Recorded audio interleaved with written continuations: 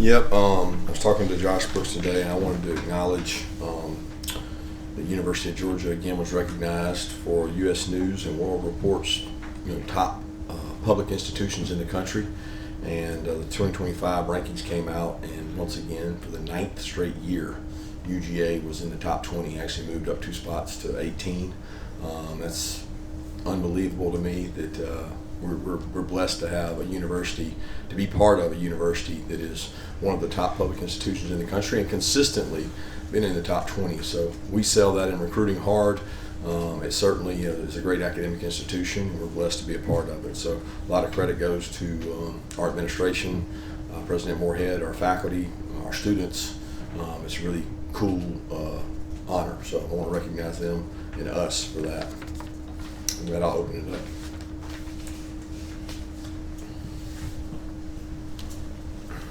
How has practice been so far this week? It's good. You don't ever have to worry about them all this week. You got to be careful not to leave it all on the practice field. That's probably the biggest thing is holding guys back and making sure that they don't overdo it. But spirited, get after practice, and it's like I said, when you get in these SEC rivalry games, it's not a motivation issue. Coach, y'all concerned at all about this bad weather that's coming through impacting when you guys are able to go to the school? Yes, I understand it, and we've been following it and watching it with the SEC office and our in-house people in Delta. It looks like it's trending more and more eastward, which may affect us, but less and less effect towards the game. My biggest concern is the travel and our travel arrangements. Being able to get there in a convenient way is my concern right now. Yeah, Coach, this week you've talked about how unique of a challenge Jalen Milroe presents and how you haven't really seen a football player like this. How do you go about preparing your defense or simulating the look this week for something like that? Yeah, if you could simulate this guy, then he would be in the transfer portal somewhere because he would be playing. Like he would be on a team somewhere playing because there is no simulation. I think that's the problem. He can go as fast backwards as he can go forward. I've seen him get out of jams straight ahead, backwards, elite quickness. When you see him in person on the field, he's very thick and very hard to tackle, but yet has a bazooka for an arm. So, there is no simulation.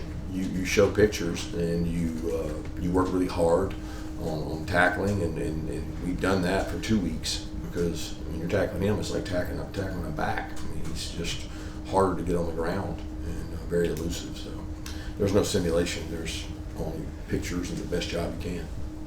Yeah, how would you assess how Jared Wilson has done over the season, specifically when it comes to communicating things to both the linemen around him, but also Carson as well? Yeah, he's done a great job. He's very intelligent. He understands. He did a great job last year. He studied under Sid Van Pran. He picks things up. Carson does a lot of our communication as well as Jared. They share in it. Carson has the ability to override, but Jared and he are on the same page, so he's done a really good job. Speaking of Carson, how would you assess his play through 3 games, and just where do you want to continue to see improvement? I think he's done a better job this year with his legs. He's decided to run on multiple occasions when he's needed to. I'm sure he would say he'd like to have some throws back, but 3 games in last year, he felt the same way. There's some throws he'd like to have back. So I've seen a lot of Carson to know that he's in a good headspace. He's a really good quarterback. Got a lot of confidence in him. As far as who Carson's throwing to, there isn't the star power there was last year, but you may have more depth there, receiver and tight end. Do you feel like that's kind of a greater than the sum of its parts situation, or is that or do you disagree that there's not as much star power? I wouldn't say there's the star power. Brock Bowers is not playing. That's pretty obvious. A second-round pick and a first-round pick are no longer in those roles. I don't know that we have the depth because everybody we have now, we had last year. And they played a different role last year. That all the guys now, their roles have been elevated, and we got a lot of guys that can play moving parts. And we had some additions, Colby and London, and some young guys come along, Ben. But it's a different group. You're a different team every year. We lost something when we lost Darnell. We lost something when we lost Jordan and Devontae. But you replace that and you try to make up for it in every area you can. And that's you got the players you got, and the ones we got, I'm very pleased with. I'm happy with the guys we got.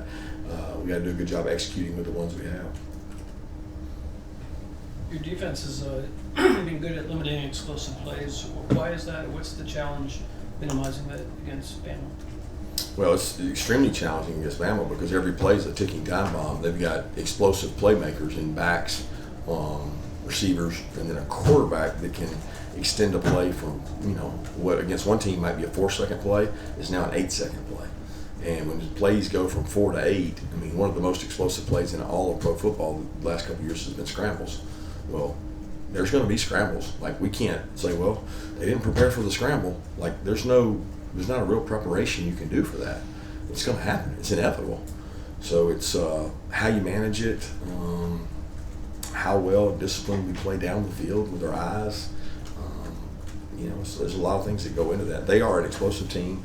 We have limited explosives, but when those two usually meet head to head, it can go both ways.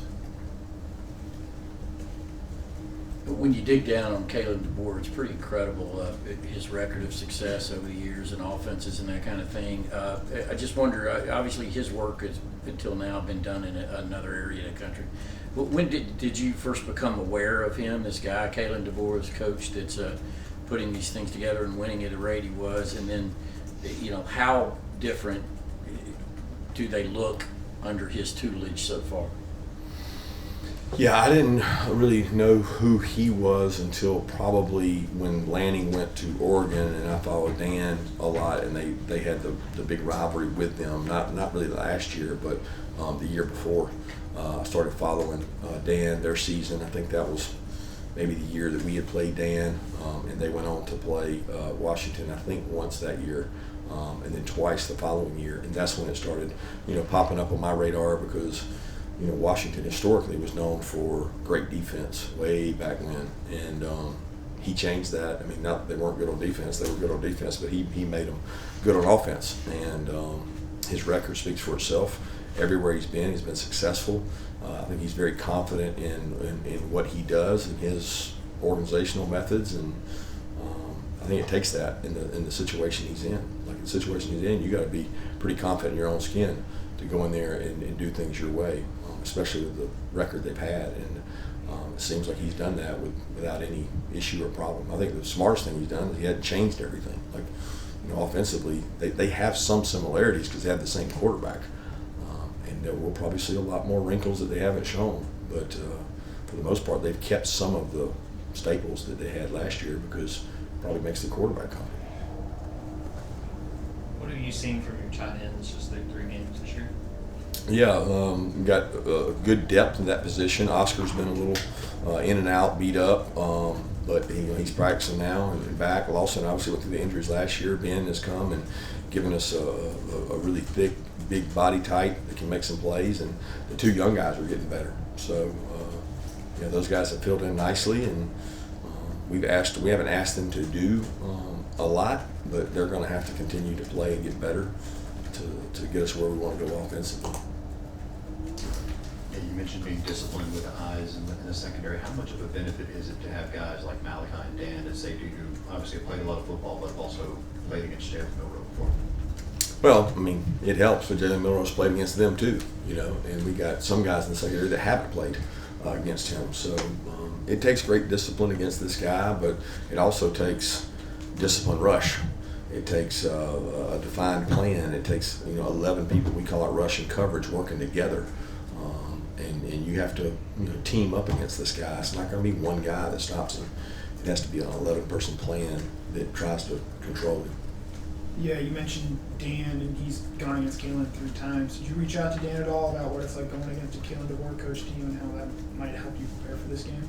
Yeah, I mean, we do that with everybody that plays against him. We do it with Dan too, but I mean, he didn't have the most success either. So, I mean, he's had some tough games and some tough decisions against him, and has a lot of respect for him, just like we do. But we did a lot of that in the offseason. I mean, you talk to people about your future opponents and share ideas and unlike opponents. Yeah, Washington's program kind of got brought up here reminded me of Don James, right? Yeah. His pregame speech was on Thursday. When do you sit down and start to collect your thoughts on what you might say to your team before the game? Yeah, don't usually write much down. Just kind of think of things during the week, things that we did well, things that you can be really positive about, and reassure them that they've checked that box. And that list, grows the closer we get to the game, and my thoughts grow a little more the night before. But it's not like a set time where I sit down and do anything. Coach, obligatory injury update question, kind of what Warren, Jordan, and Michael have been able to do with 2 days this week. Yeah, Warren's continued to practice, taking his rep load. Michael's been able to do a little bit. I still don't know the timeline on Michael. He's looked good, running and taking some reps, some light reps, some rush reps, some stuff he did today. It was his first day really getting out there and doing some things.